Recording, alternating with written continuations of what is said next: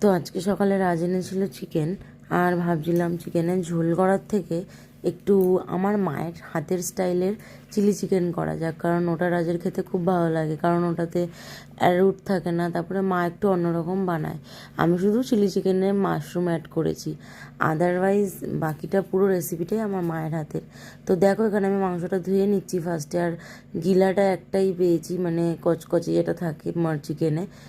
তা যাই হোক, ধুয়ে টুয়ে ভালো করে পরিষ্কার করে নিয়ে আদা রসুনের পেস্ট দিয়ে, পাতিলেবু, নুন দিয়ে আর গোলমরিচ গুঁড়ো দিয়ে ম্যারিনেট করে মোটামুটি আধা ঘন্টা থেকে 1 ঘন্টা রেখে দিয়েছিলাম।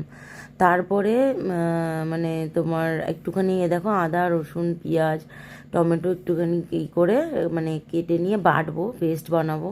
আর এখানে সব সবজি কেটে নিয়েছি চিলি চিকেনে দেওয়ার জন্য।